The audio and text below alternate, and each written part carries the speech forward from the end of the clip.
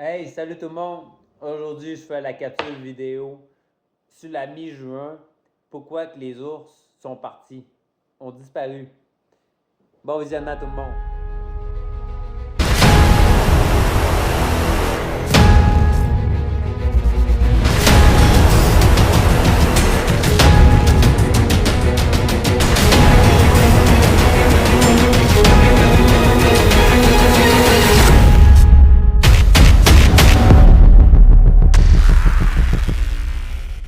Bon, répondons à cette question.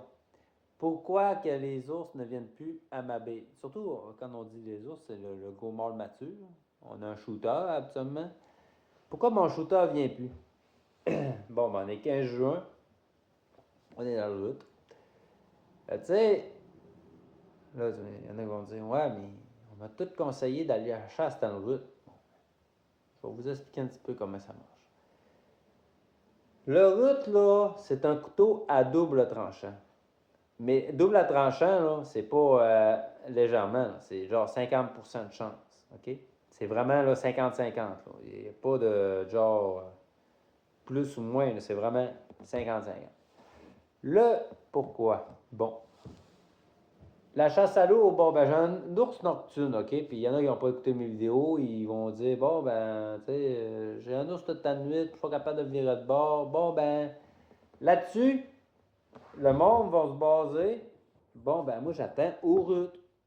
Pourquoi? Parce que mon ours mature, lui, il va vouloir une femelle.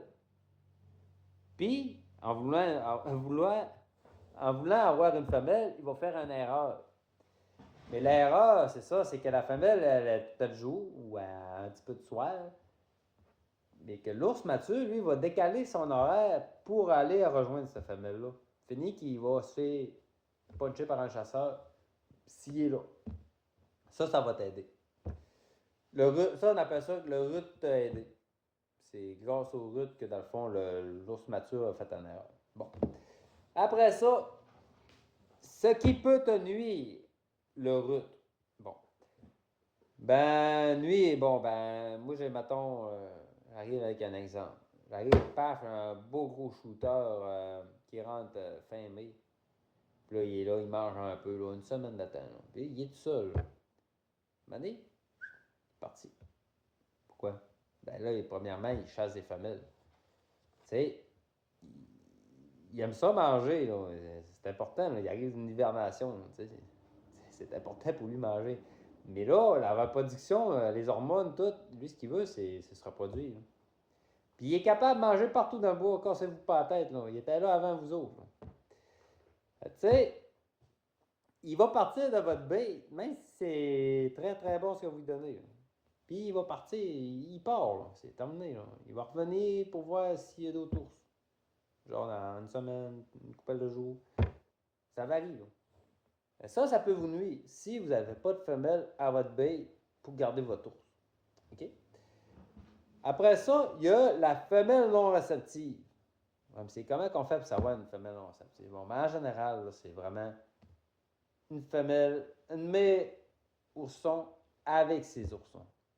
Parce qu'une mère ourson, plus d'oursons, soit qu'ils sont fait puncher par le mâle parce que c'est lui le prédateur ultime de l'ourson, ou qu'elle les a tassés pour se faire accoupler, puis qu'elle met comme en sécurité ses oursons. C'est la seule manière pour qu'elle tombe réceptive, cette femelle-là.